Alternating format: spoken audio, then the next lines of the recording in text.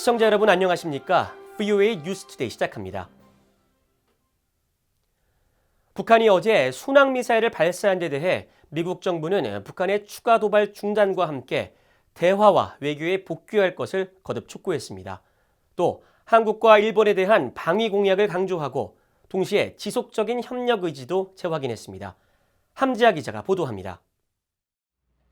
미국 국무부의 베단트 파텔 수석 부대변인은 24일 정례 브리핑에서 북한이 전날 여러 발의 순항미사일을 서해로 발사한 의도와 관련한 질문을 받았습니다. 파텔 수석 부대변인은 직답 대신 북한은 도발을 중단하고 외교에 복귀해야 한다는 기존의 입장을 다시 강조했습니다. I'm not going to get into North Korea's intentions, but to take a step back, Jenny, we again call on the DPRK to refrain from further provocative, destabilizing actions and return to diplomacy. 파텔 부대변인은 그러면서 북한에 대한 미국의 전제 조건 없는 외교 방침을 재확인했습니다. It's important to remember that the United States, we have been incredibly clear about the fact that we harbor no hostile intent towards the DPRK and continue to be open to diplomacy without preconditions.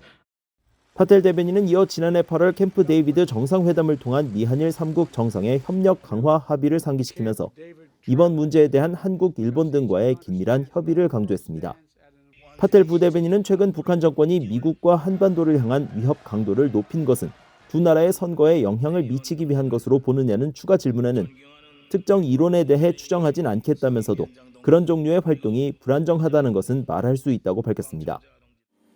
미국 국방부는 북한의 순항미사일 발사와 관련해 이러한 활동들을 모니터링하고 있다고 밝혔습니다.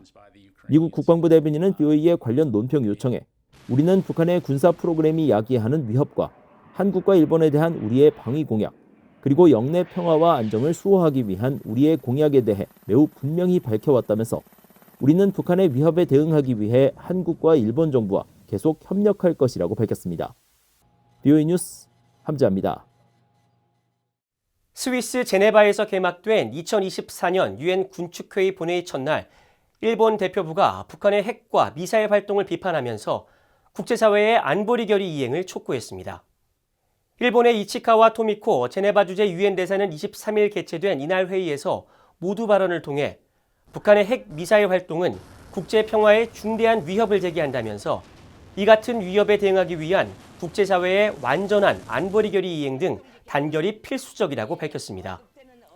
토미코 대사는 이어 북한은 모든 대량 살상 무기와 탄도미사일 프로그램을 완전하고 검증 가능하며 되돌릴 수 없는 방식으로 폐기하고 핵 확산 금지 조약 NPT와 국제 원자력 기구 IAEA의 핵 안전 협정에 신속히 복귀해야 한다고 밝혔습니다. 제네바 군축회의는 1979년 설립된 세계 유일의 다자 군축 협상 포럼으로 회원국은 북한을 포함해 65개국입니다. 북한과 러시아의 무기 거래 등 군사 협력 문제는 미국 의회에서도 주요 사안으로 비판되고 있습니다. 상원의 척 슈머 민주당 대표는 북한의 무기 공급으로 러시아의 우크라이나 전쟁 보급품이 보충되고 있다며 전쟁 장기화를 우려했고, 공화당 중진인 마르코 루비오 상원 의원은 북한 등 적성국들이 현재 국제 정세에서 이득을 보고 있다고 지적했습니다. 이존 기자가 보도합니다. 미국 의회 상원의 척 슈머 민주당 대표가 23일 본회의 연설을 통해 북한과 러시아의 군사협력 문제를 정면으로 비판했습니다. 슈머 대표는 북한의 지원으로 러시아는 우크라이나 전쟁 보급품을 보충하고 있다면서 전쟁 장기화를 우려했습니다. According to a report yesterday, weapons from North Korea are now making their way to the battlefield, including North Korean missiles. The more weapons from North Korea enter the war, the more precious resources Ukraine will be forced to use to shoot these weapons down. Resources that are already in short supply. 슈머 대표는 그러면서 우크라이나의 보급품은 부족해지고 러시아의 보급품은 보충되고 있기 때문에 의회의 행동은 필수적이라며 우크라이나 추가 지원을 포함한 국가안보 추가 예산안 통과를 촉구했습니다. 슈머 대표는 전날에도 본회의장 연설에서 의회의 추가 예산안 합의를 촉구하면서 예산안이 통과되지 못한다면 북한 등 적성국들에게 잘못된 메시지가 보내질 수 있다고 우려했습니다. And if we fail, our adversaries in Iran and North Korea and in the Chinese Communist Party will conclude that America no longer has the resolve to defend democracy in its hour of need. They have always bet on the fact that we would lose resolve. 의회는 현재 국경보안 강화 예산이 포함된 추가 예산안을 요구하는 공화당의 반대로 조 바이든 대통령이 요청한 우크라이나에 대한 600억 달러 지원 등의 국가안보 추가 예산안 처리에 어려움을 겪고 있습니다.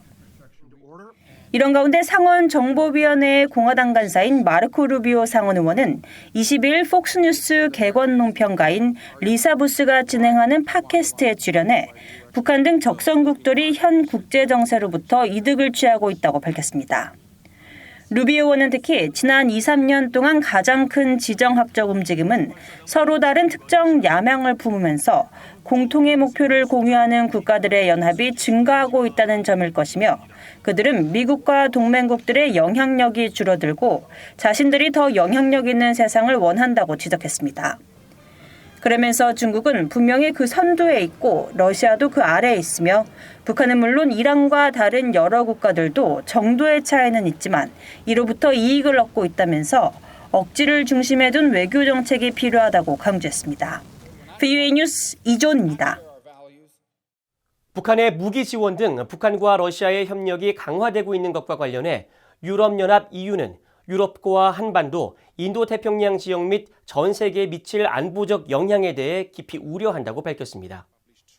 피터 스타노 유럽연합 대변인은 24일 러시아의 블라디미르 푸틴 대통령의 방북 가능성과 러시아에 대한 북한의 최신 미사일 추가 지원 등과 관련한 VOA의 서면 질문에 러시아가 북한과 깊은 관계를 맺는 것은 러시아의 고립과 절망, 러시아에 대한 유럽연합의 제재 효과를 반영한다며 이같이 밝혔습니다. 스타노 대변인은 이어 유럽연합은 유엔 헌장 등 국제법을 명백히 위반한 러시아의 우크라이나에 대한 불법적이고 부당한 침략 전쟁을 가장 강력한 용어로 규탄하며 러시아의 불법적인 전쟁에 대한 정치적 또는 어떤 형태의 지원도 중단할 것을 북한에 요구하며 두 나라는 유엔 안보리 결의와 유엔 헌장 위반 행위를 중단할 것을 촉구한다고 밝혔습니다. 미국 의회가 4년 만에 개최된 중국에 대한 유엔의 보편적 정례 인권 검토 UPR 결과를 논의하는 청문회를 다음 달 1일 개최합니다. 의회 산하 초당적 협의체인 의회 행정부 중국위원회는 23일 보도자료를 통해 위원회는 청문회를 개최해 UPR에서 제기된 문제와 중국의 대응을 검토할 것이라고 밝히고 이번 청문회는 인권 옹호자 및 시민사회가 제출한 진술과 권고에 초점을 맞출 것이라고 설명했습니다. 청문회 증인으로는 텍사스 오스틴 대학교 국제안보 및 법률센터의 라나 시우 인보된 선임연구원과 영국에 기반을 둔 홍콩 인권 옹호단체인 홍콩워치의 베네딕트 로저스 공동 창립자 겸 최고 책임자 그리고 구금된 중국 인권 변호사 딩자시의 아내 소피 루오가 출석합니다. 미국 의회의 중국 UPR 결과 관련 청문회는 이번이 처음이며 앞서 유엔 인권이사회는 23일 중국에 대한 4차 정례인권 검토 UPR을 실시했고 한국과 영국, 체코 등 3개국은 이번 회의에서 중국의 탈북민 강제 북송 문제를 제기했습니다. 북한 선박이 국제해사기구 IMO의 규정을 위반하면서 선박 자동 식별 장치 AIS를 끄고 운항하는 행태가 계속되고 있는 것으로 파악됐습니다. VOA가 북한 서해 속도 동쪽 해상을 촬영한 24일자 플래닛 랩스 위성 사진을 확인한 결과 해당 지점에선 25척의 선박이 포착됐습니다. 그러나 위성 사진에서 이처럼 선명하게 포착되는 선박 무리는 선박의 위치 정보를 보여주는 마린 트래픽 지도에 단 한 척도 나타나지 않았습니다. 25척의 선박이 마린 트래픽 지도에 표시되지 않는다는 것은 선박이 자체적으로 발신하는 자동 식별 장치 AIS와 위성 항법 시스템 GPS 신호를 껐다는 것을 의미합니다. 최근 북한과 러시아의 무기 거래 현장으로 지목된 북한 라진항에서도 24일 약 100m 길이의 선박 한 척이 입항한 장면이 플래닛 랩스의 위성 사진에 포착됐지만 이 선박은 마린 트래픽 지도상에는 나타나지 않았습니다.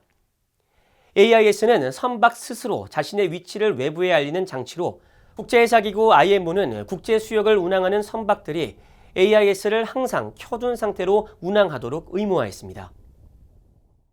이상으로 VOA 뉴스투데이를 마칩니다. 시청해주신 여러분 고맙습니다.